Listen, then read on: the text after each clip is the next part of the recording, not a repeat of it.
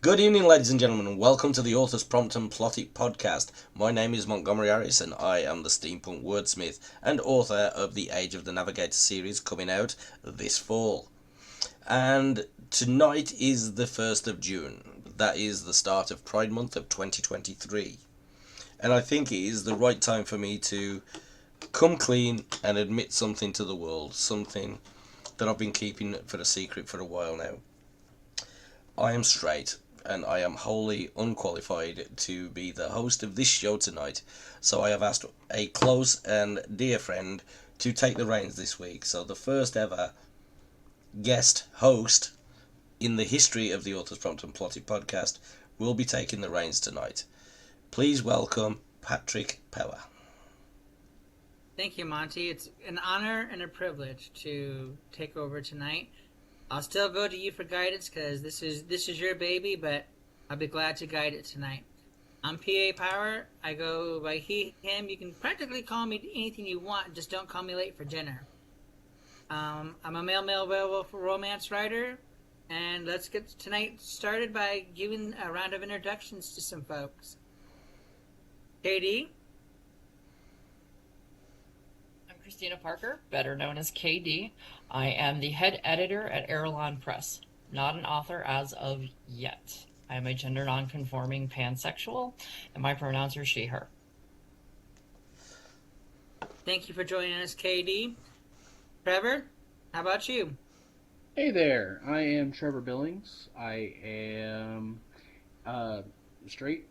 I write military sci-fi, which you'll find here. This is the first book of the Lightech Chronicles, starting with Forged by Light, and you got the second one right here on Kindle Vella.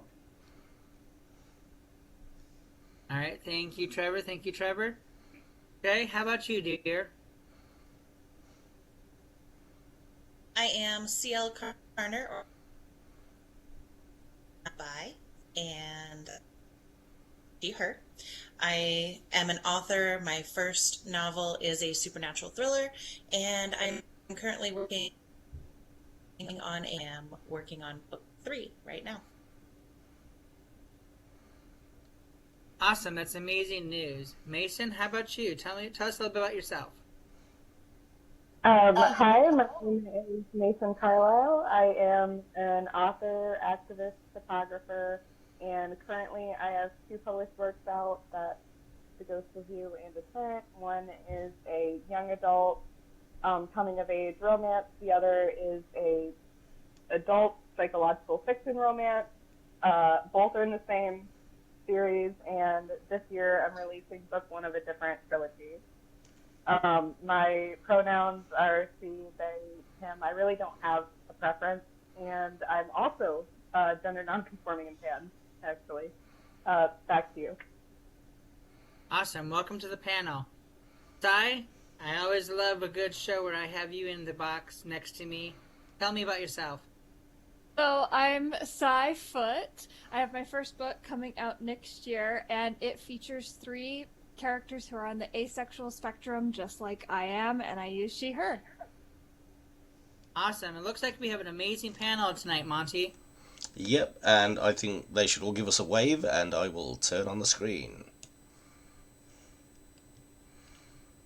Okay, we are live, Patrick. Take the reins. All right, tonight we have a wonderful show that we're going to put on for you tonight. Tonight's podcast is for the LGBTQIA Pride Special, and I will have Trevor to read our prompt tonight. No, you will not. Oh? Trevor does not have the prompt. Oh, my mistake. I apologize. You knew this. Now. I was going to have the token straight guy take over for a little bit. No, all joking aside. Okay, tonight, here is our prompt. The pod of life, given a fantastical name, lies within the name of a magical cathedral. Its life force draining. Using its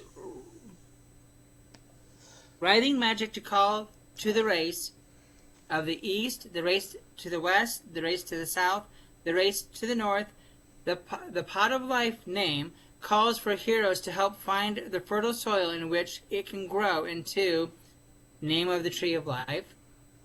Once able to grow in the warmth of the sun, it may spread unity throughout the world. It will stand for all eternity as a symbol of acceptance or differences, celebrating the similarities and celebration of all sentient beings. However, the conservative and intolerant elite race wants to keep the pot of life hidden. Seeing the questing heroes, the heretics, they will do all they can to turn the world against their quest, even at the cost of the pot of life's potential and promise for all. And so let's begin tonight's journey.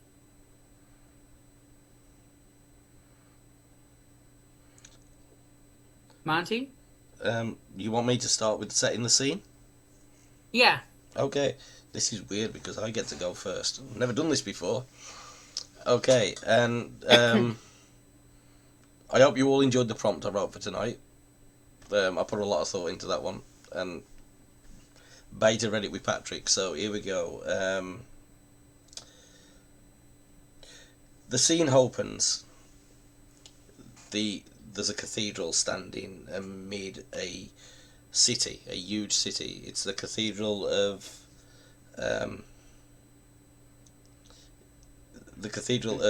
I'm sorry, there was a name suggested to me and I forgot it. Mason. What was the name you suggested? Nope, that was Sai. Sorry. Himenhabada or something like that? Los Hibides.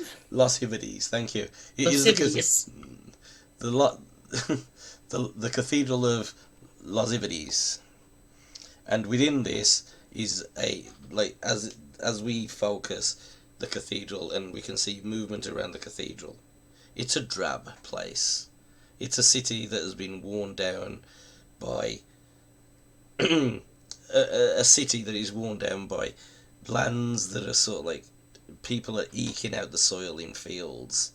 There's not much life here. The plants are withering in the fields. The trees are not bearing big fruit, or good fruit at all. It's a city facing famine. There's also poverty in the streets, and everything is around this cathedral. And people are standing outside the cathedral praying, like they're on their hands and knees.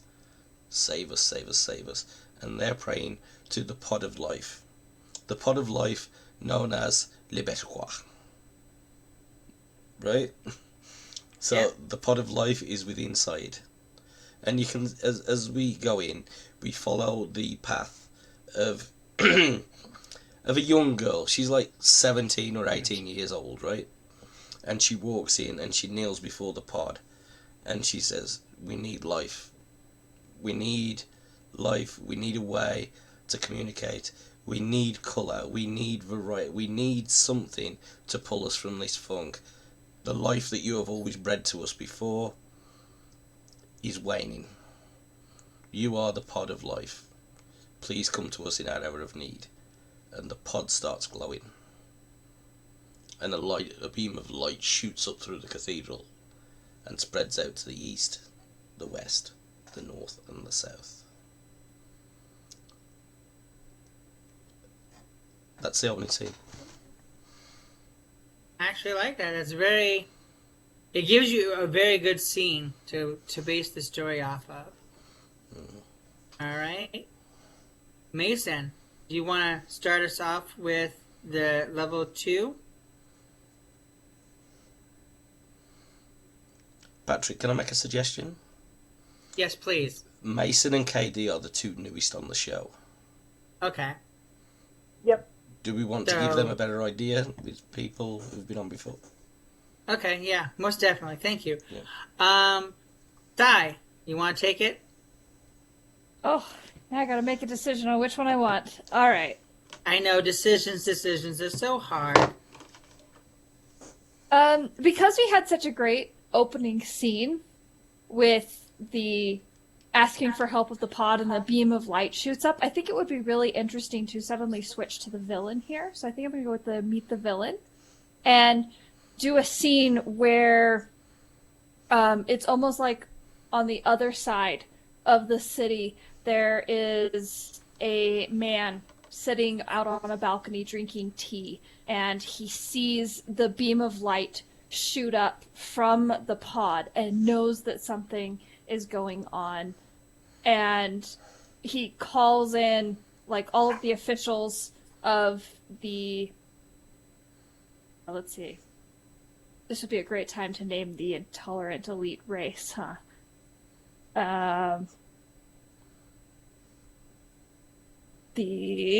Oh gosh. The Republic. I like the Republic. Thank you, Chey. The Republic. Sorry, I just tripped over myself. So, the Republic, and he calls in all of the leaders of the Republic.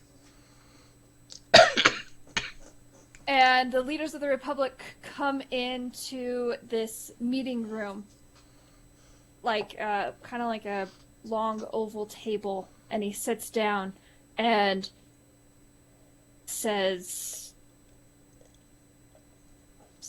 not doing a good job demonstrating this for anybody. No, you're doing good. Seems fine to me. You're showing that no matter seasoned or not, we all stumble and we all can grow and learn. You're doing fine. Says something about finding a way that he wants them all to come up with a way to be able to kill the pod. He wants to have like some sort of weed killer to be able to get rid of this scene. And let's see, give him a name really quick. His name shall be Mark.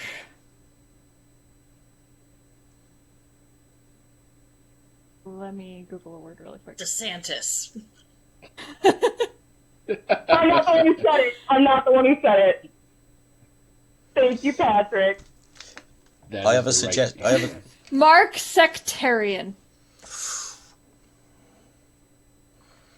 Or go with that one. Can we make it Marcus? Sure, Marcus Sectarian. Marcus Sectarian. The Floridian. No, because now we're in Florida man territory. Stop that. Okay.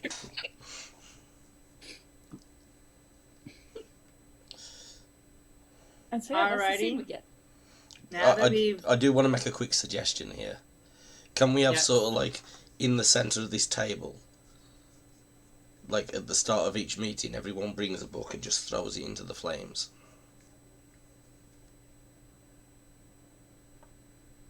Bucket? Did I hear that right? Book. Oh, No, a book. I was picturing a bucket, and I was like, why?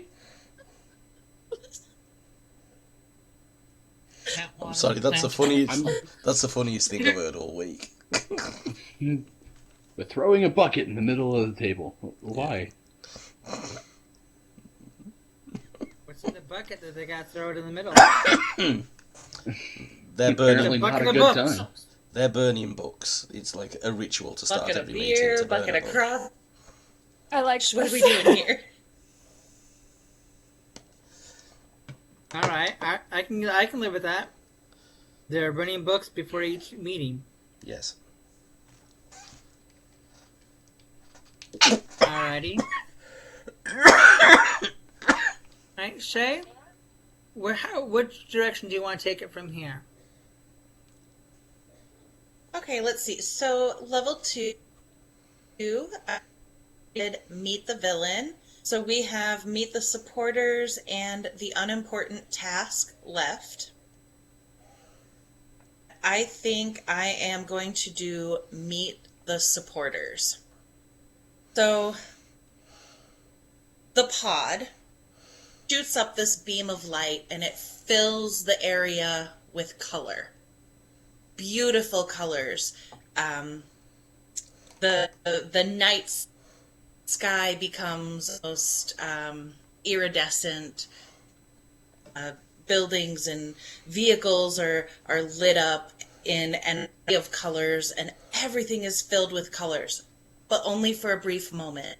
The beam fades back down, and the pod pulses, and the light starts to fade, and everything is kind of covered in a sepia tone from and on. And the people around the pod that are asking for it to bring life and for it to bring guidance the world with love and light and color, the people around it all start to panic.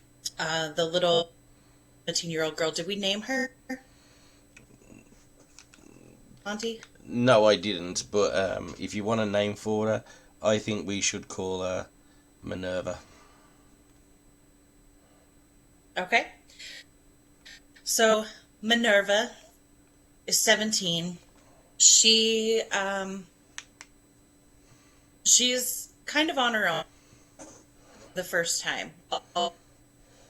As a group of friends have kind of taken her and become her family. She has chosen family. Another girl, she's a little bit older. This girl has short brown hair. She wears glasses. She wears bright, not bright, but patterned clothing. She has on suspenders, and you can see that they have stripes. But of course, it's all sepia tone, black and white, so you can't really tell what the colors are. But you can tell there's difference there. So she has striped suspenders and a patterned shirt, kind of a crisscross pattern on her pants. And her name is Elliot. And she and Minerva are best friends. Elliot has an older brother named Sam, and his partner, we're gonna say his partner's name is, we'll go with Bastion, not Sebastian. Thank you. And as Bastion, I just forgot the other one's name that quick. And Elliot and Minerva It was Sam. It was Sam. Sam, yes, thank you. Are looking at this pod and wondering why its life force is fading. They need to move it from the city. The city is not flourishing there. So they need to protect it, and they need to move it to an area where it can see the sun, and it can have water and fresh air, and maybe the smog of the city is drowning its power.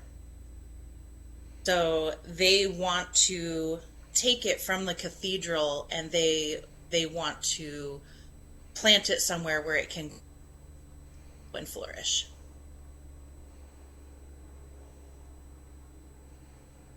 All right, does anyone want to add to that before I move on to the next part?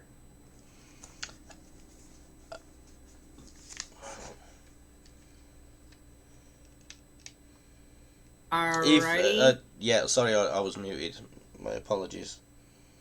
I want to know where the light went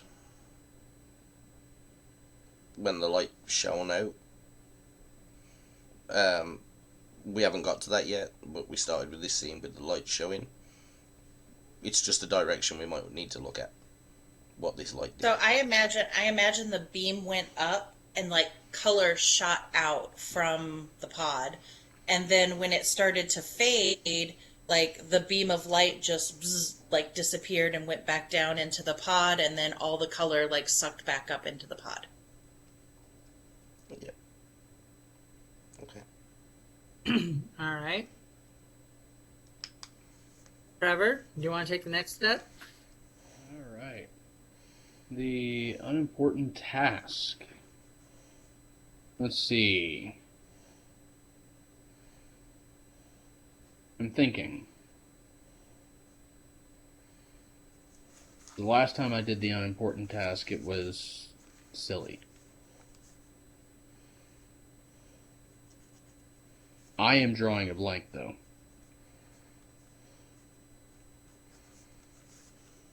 Do you want to see if one of our new co-hosts might have a colorful idea?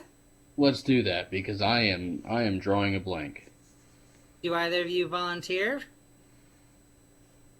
All right, K.D., take it away. I volunteer as tribute.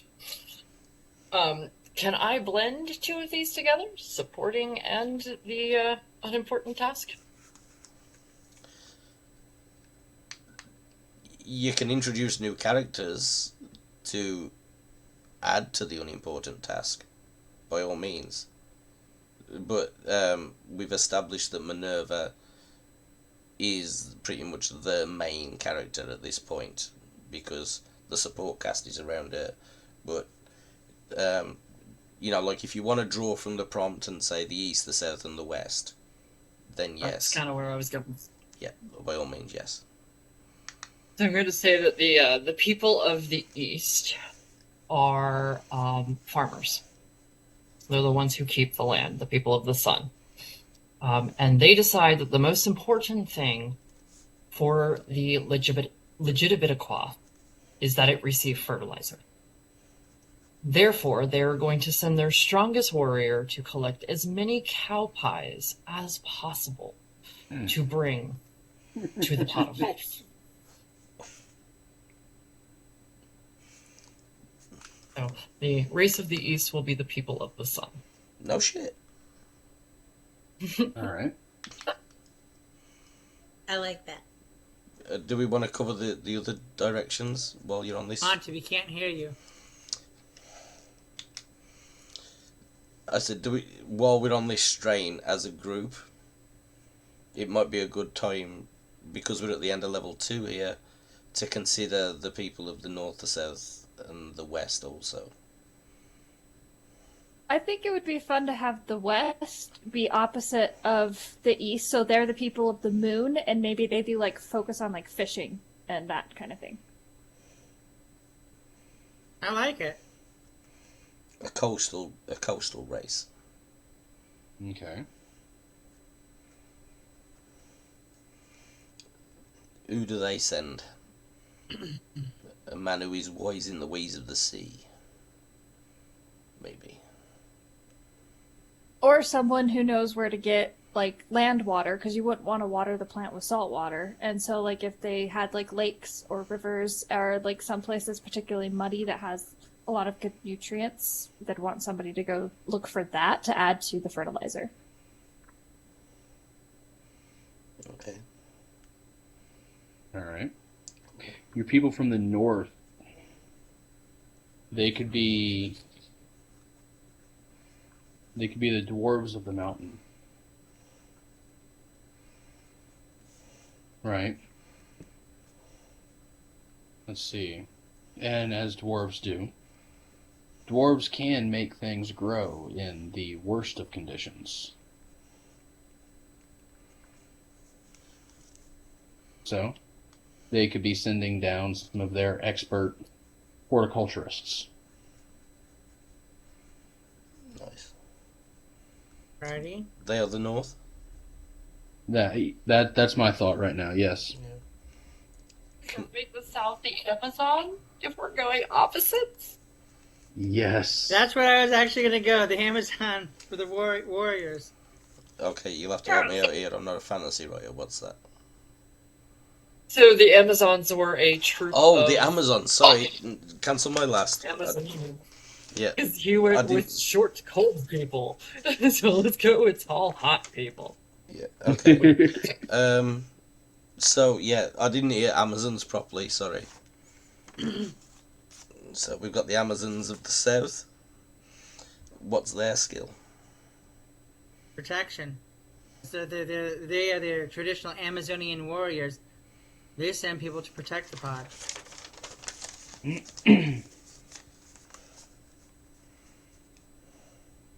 I want to add on to the dwarves real quick. I've always thought the best dichotomy for a dwarf was a dwarven druid. So, I think their horticulturist they send down is a, not to steal too much from, the Sorcerers by the Seaside company, but, we're going to call it let's see, the Oath of the Land Druids. Or the Oath of the Stone Druids.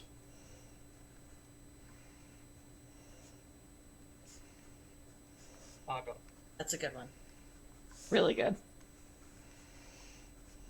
So, my question to KD, just for clarity. The unimportant task is to bring all these people to one place where they can meet, right? The unimportant task is to bring fertilizer. To bring this to food, yeah. pot. Okay, I bought the shit. The important task is to get these people there to get the pod where it needs to be. Yeah. So... Okay, I am going to leave it at that. I'll see where it goes next. But I just wanted to get those in, because if we was writing this as a story, they've got to be introduced early. Yeah. So, right after like, if it was a movie, you'd see the light passing overhead and the dwarves looking up, and Amazon's probably looking down, but and you'd see the fishermen in the dark looking up and seeing the light pass in the night, and you'd see a farmer on a morning looking up, and horns playing in the background, and that music that goes something like that. You know what I mean? That's what I've got in my head right now. It's really kind of neat. So here's 4 cardinal points. So if you think of the pride flag, what red and orange would go towards the people of the sun. Purple or indigo would go towards the people of the moon. You'd have your blue would go towards our dwarven empire, and then the green would go towards our Amazons. It actually pans out very well. And we did it on accident. An accident so great nobody will believe it. That, as somebody who loves symbology, that is just... I love symbols. Yeah, that is just... Oof. So we've got, at this point in the story, at the end of level 2, we have got these races of fantastic experts, and then we've got these people in the beginning, these youngsters, that Chey brought up as like a nucleus with which... I'm on. Go. Let's go. Let's get me to level 3, please, Patrick. All right. With level 3, we have a few different options, Mason. We have a small disaster, something learned, something motivating, a great catastrophe, which could also be interchanged with the game as afoot. Although this is the very beginning of this level, it is far too soon for those last 2, unless you can really pull something out of that magical hat of yours.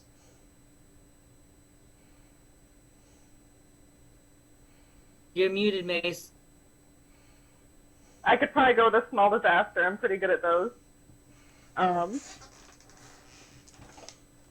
So, we haven't met... Sorry, all of the main characters haven't met each other yet, for clarification. Not yet. No. Okay. Sorry, I just wanted to make sure I was tracking that.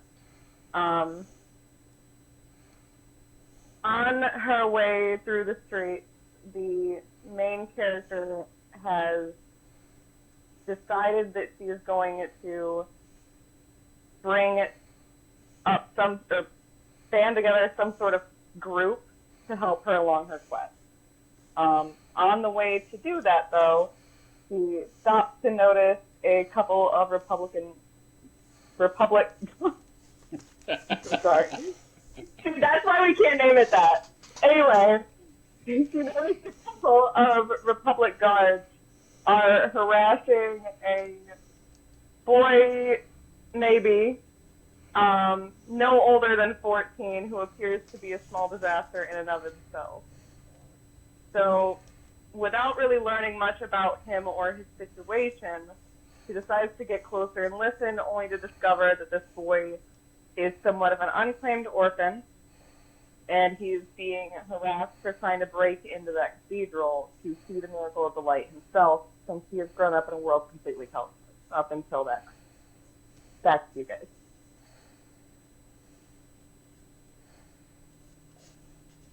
Alright. So we have our small disaster set out for us.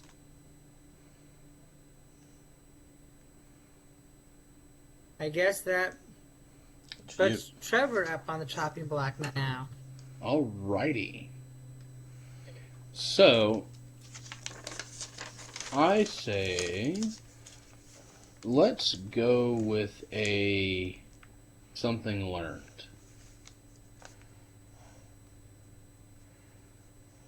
So, we know that the light went out in the four cardinal points. We know it sent out the pod sent out a beacon of sorts. But we don't know what produced that light. I mean, we know the pod did, but we don't know why, right? So, I think one of the things that we can see that we should run into is Minerva needs to be hiding somewhere in the city, and across the ground as well, or out of the ground. What did we say? What did we say the dwarves were? Were the blue light? A blue light comes up out of the ground and infuses her body, giving her a reason to get to know the Oath of the Stone Druids, because she has now been chosen by the pod to become its defender of sorts. Basically, random chance, the pod was searching for people that fit its desires. And using its light would go out and search for people that actually, whatever. That gives our four main characters, each one can end up with a, honestly, this like class choice almost, for each of the main characters. So we end up with the first non-dwarven Oath of the Stone, which would be interesting, because it means that she's going to be trying to figure out how to navigate the waters of dwarven culture without being a dwarf. Everybody's frozen on my screen. Oh, well. Does anybody else really want to write this story? It's coming along.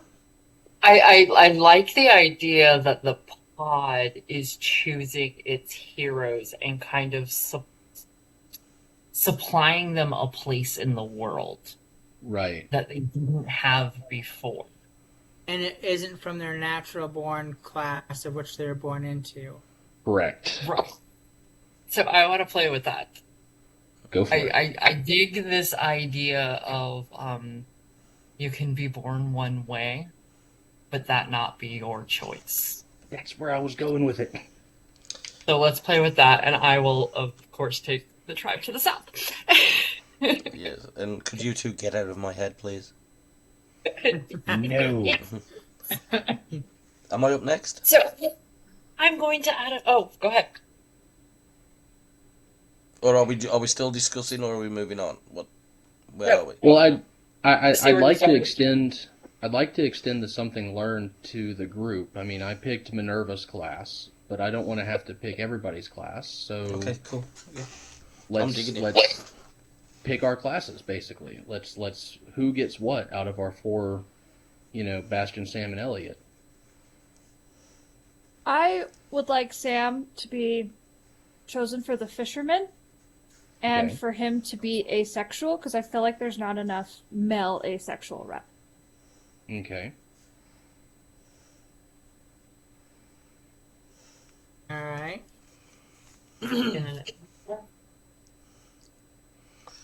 I'm in that thing where I really want to get into this story, and this is my one chance not to be host, and I really want to go for it. Okay, give me. But I don't Well want. then, I'm like, I'm I'm struggling right now. I've got the host in me that's saying don't butt in, and then I've got the person in me that says I really, really want to take this on people. So, but I'm gonna give everyone else the chance first. But if we can go, we have Elliot be from the east, the farmer? Elliot's gonna be the ace. Thought we just said Sam was the ace. Sam was the ace. Okay. The Well, ace. Yeah. Well, I've got an idea for Elliot from the. Okay. Since I'm the host, I'll step back and let you guys work your magic. Let's see how we can go. So Elliot, Shay's back. Okay. Shay, you said Elliot was dressed in all different colour patterns, but it was all black and white, right? It was all chrome, monochrome. Yes, it's all yeah, tone and white. Can't differentiate between colors other than lighter or darker. Okay. Bear with me. I'm going on a journey of the mind right now. All right. So.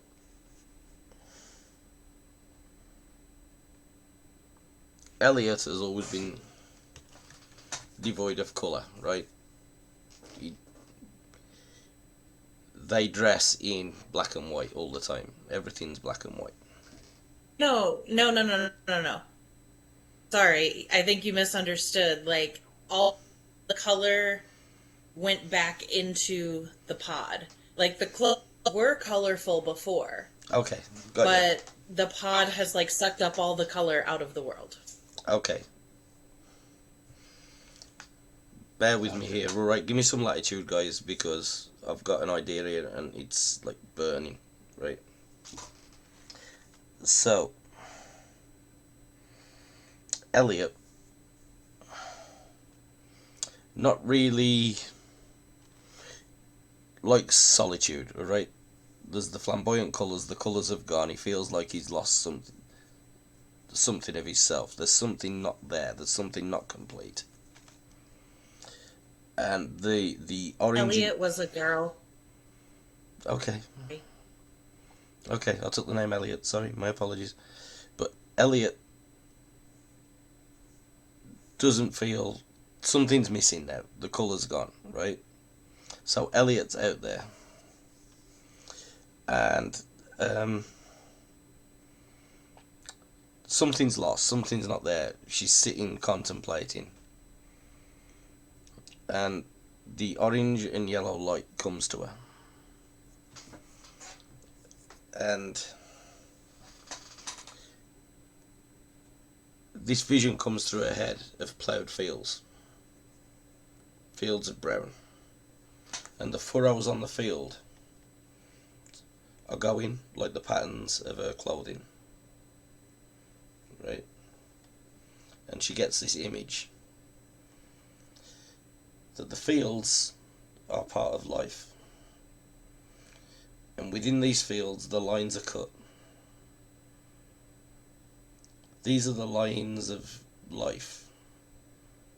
It's almost like a voice is telling her this, but it's coming as a vision through the cycle of life. And as she's watching the cycle of life, the plants begin to grow through the furrows. The colour comes back. The colour spreads across the fields. You see amber waves of grain, You see the yellow of the corn. You see the red of the tomato crop. You see everything else. All the colours there. And it's all coming from the plain colours of the land. And it's like, right now you feel lost because the colour isn't there. But it's emerging from the furrows, it's emerging from this monotone. And if you let the colour pass, you can realise that what you aren't now is what you can become. Because you're born one way does not mean you have to stay that way. And that's where you'll find your peace. And that comes through the light. There's a bit of a metaphor there, you guys figure it out, but you know where I'm going.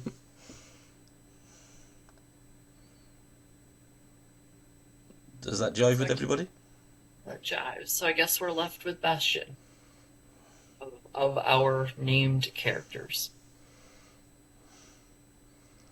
So we're also left with the tribe of the South, which would be the Amazons, which would traditionally be female. Which makes that trickier. So I'm going to play with Bastion for a moment. When the color sucks back into the pod, Bastion turns solid white. Everything. His clothing, his skin goes rather alabaster. Because he is now the representative of the light. And it is his job to choose the representative for the South. Amongst the people that he knows that he thinks will be a strong warrior to help protect the other people while they do what needs to be done for the pot of life. I'm going to hand it over to Mason. You go from there, because I think you're good here.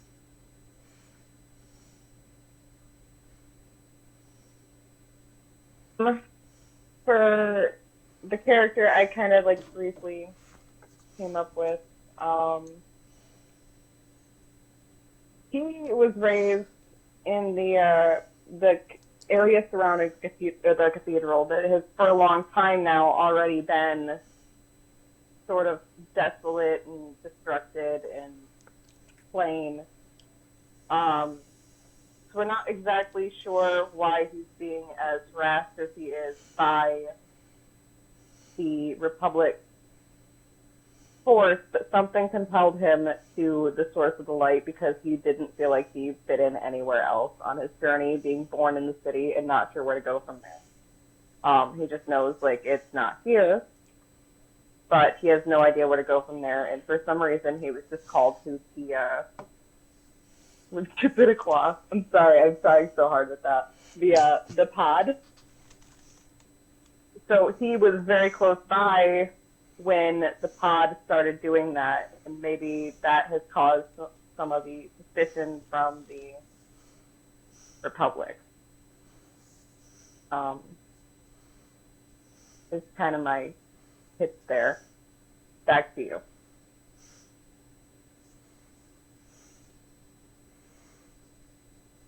I'm sorry, could you just clarify on that a little bit, Mason, because it's not coming through the best. Absolutely. I'm terrible at it. This is my first time doing anything like this. It's okay. My bad. It's not bad. I just need clarification on it, that's all. I'm loving what you said, I just want you to clarify it a little further for me. Which part? You said born in the city's always corrupt, and Bastion's been chose to represent the light. And then I kind of got lost a little bit there in the comms. I'm sorry. Oh, my bad. I went back to the young boy that got kind of brought in the picture. I didn't name him. Graywort. His clothing, like Elliot, is gray, but it has always been, and he has grown up inside the city, not really belonging to any of the 4 tribes so far mentioned. Does that help at all? That's crystal clear now. Thank you. Okay, cool. This is one of the hardest parts because Chey created these characters, probably with an intention, And now she's sitting there going, not where I was going, but I'm happy I with have it. no idea to contribute. I'm so sorry. No, I'm just saying it's not right or wrong. Don't get me wrong. I'm I'm a pantser. I can go with the flow. yeah. It's just this is part of what's cool about doing this because the story evolves as we all put in. That's what I was saying.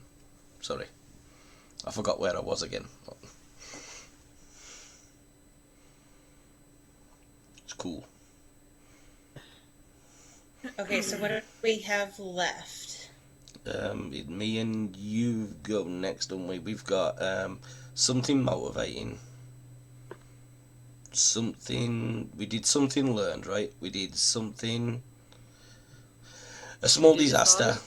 We've done the small disaster. We've done something learned. That's it.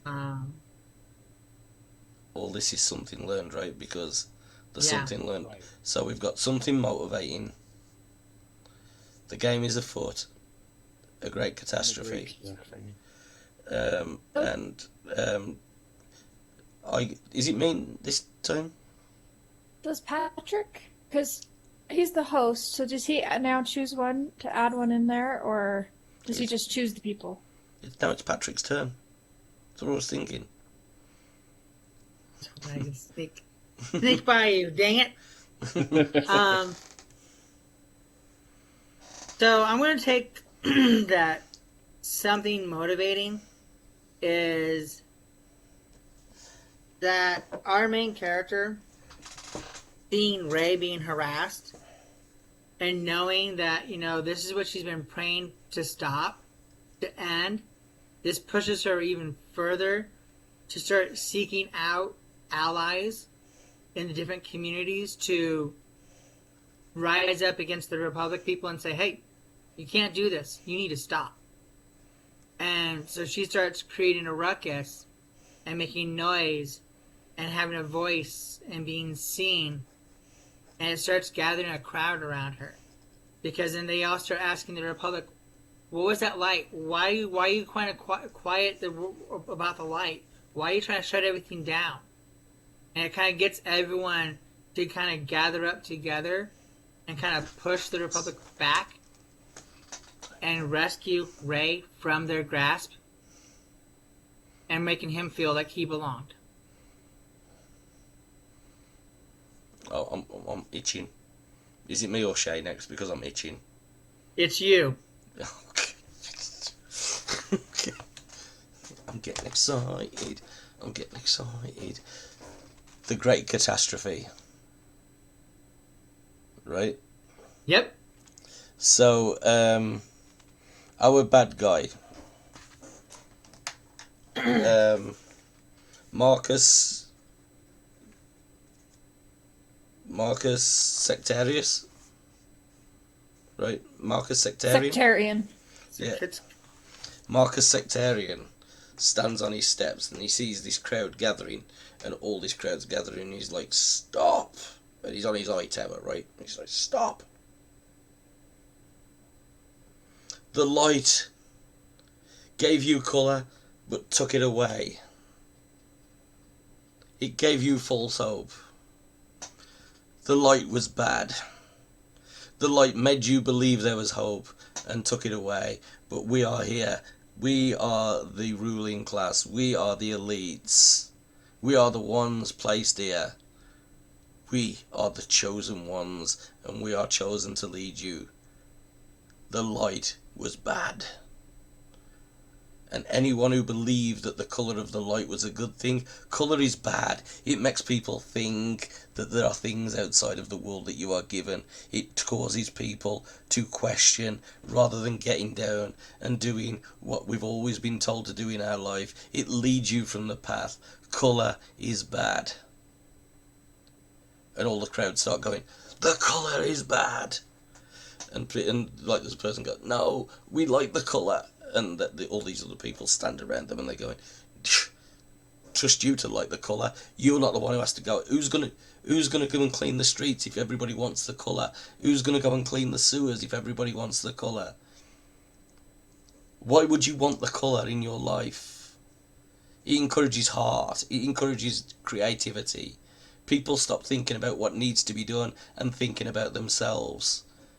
And sectarians, those like, yes, it is bad to think of yourselves.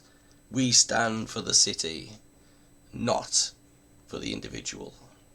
And all these people start chanting. So all the crowd that was behind us start going away. And then everyone realises it's getting bad. And the great catastrophe is a group of heroes in the city must go. And all these people who are in hoods standing around them, the Amazon, the dwarf, the fisherman and everything, they help them escape the city. And in a mad dash, it's like, we need the pod. We can't leave the pod. And people are starting to smash into the cathedral now. They're breaking windows. And everyone's going, it's the right thing to do. Destroy the pod. Destroy the pod.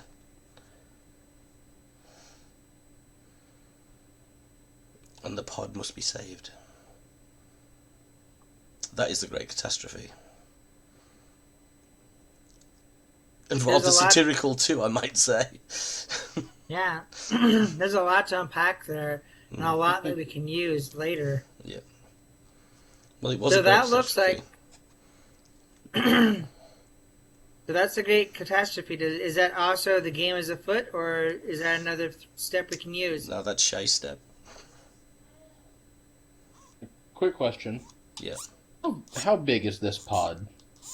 Are we talking like coffee bean pod, or are we talking like Cloud in his pod that, you know, they make while they're infusing him with Mako pod? Like, infusing the alien egg. I would say the pod is the tree of life. So if we took an acorn and times that by 1,000, that would probably be the size of the pod. That's my guess. That's how I envision it, but we need to go around as a group before we do on the game is afoot, so Chey knows where she's going with it. Are you there, Chey? Yeah, I envisioned the pod about like the size of the dragon eggs in Game of Thrones. So like, Yeah, y'all are thinking way smaller than I was. I was thinking Final Fantasy Aether Crystal size, like. You try carrying that. No, thank you. That's why I was getting confused. I like KD, like what KD was saying, like that size of like the egg and Alien. Yeah. Like shin height, but roundish. And that's roughly the same size as the dragon Frozen eggs from again. Game of Thrones, right?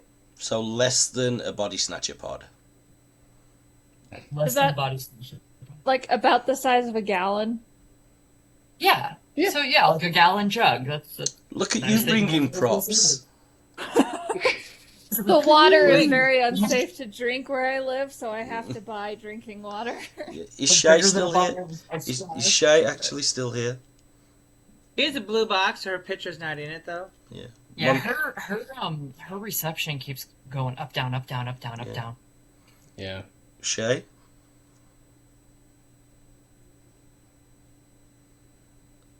I think she may be disconnecting. Insert Jeopardy music here.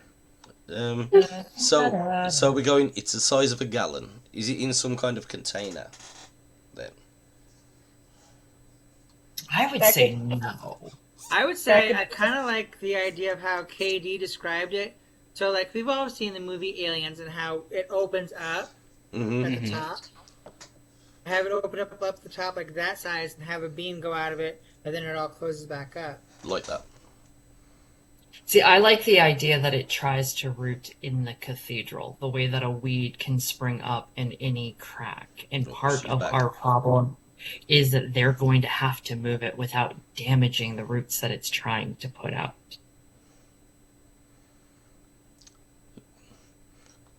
Someone called me an horticulturalist.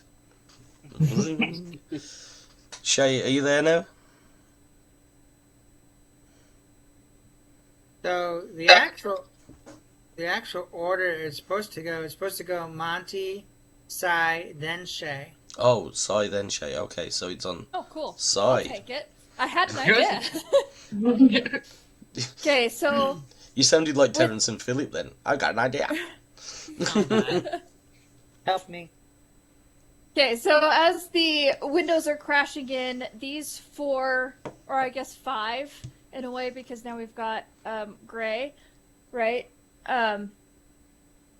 Coming in, and oh my gosh. So the windows are crashing in, all the people are running in, they've got their pitchforks, they've got like their baseball bats, anything they can use to try and destroy the pod, whatever weapon they're kind of improvising here. And Elliot, who was the one dressed in white, who was chosen as like the almost like deity over the pod, grabs the pod and starts to try and lift it and pull it out of the ground where it's at.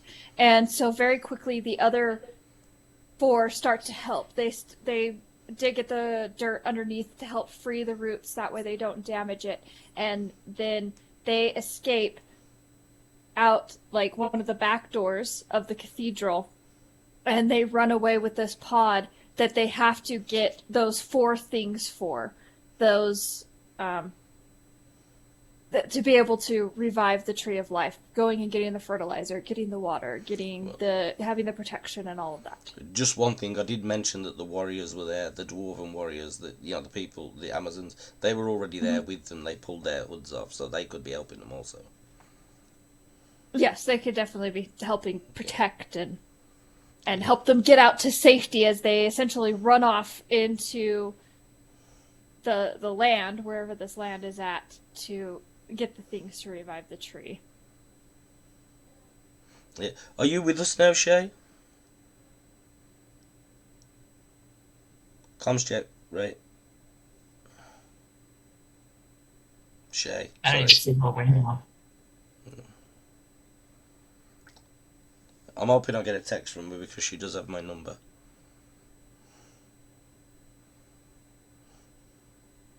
Yeah, she's been popping in and out pretty hard here. Mm-hmm.